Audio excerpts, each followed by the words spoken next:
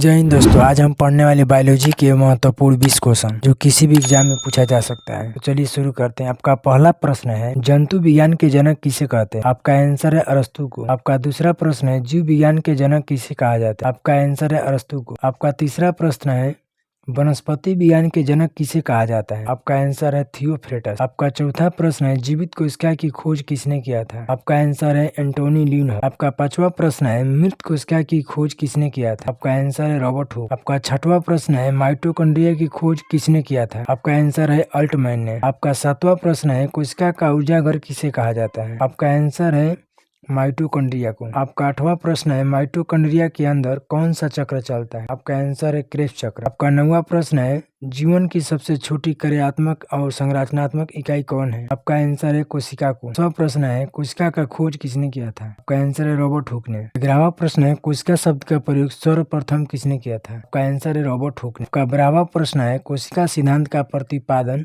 सर्वप्रथम किसने दिया था? आपका आंसर है स्लाइडेन और स्वान ने। 13वां प्रश्न है, प्रत्येक जीव की उत्पत्ति किससे होती है? आपका आंसर है कोशिका से। आपका 14वां प्रश्न है, कोशिका का अध्ययन क्या कहलाता है? आपका आंसर है साइटोलॉजी। आपका 15वां प्रश्न है, संसार की सबसे बड़ी कोशिका कौन सी है? आपका आंसर है शुतुरमुर्ग के अंडे की कोशिका। आपका 16वां प्रश्न है, संसार की सबसे छोटी कोशिका कौन सी है? आपका आंसर है माइकोप्लाज्मा की कोशिका। आपका 17वां प्रश्न है, कोशिकाओं के समूह को क्या कहते हैं? आपका आंसर है ऊतक। 18वां प्रश्न है, मनुष्य में सबसे बड़ी कोशिका कौन सी है? आपका आंसर है अंडाणु। आपका 19वां प्रश्न है, मनुष्य में सबसे छोटी कोशिका कौन सी है? आपका आंसर है शुक्राणु। आपका 20वां प्रश्न है, सबसे लंबी कोशिका कौन सी है? आपका आंसर है तंत्रिका तंत्र की कोशिका।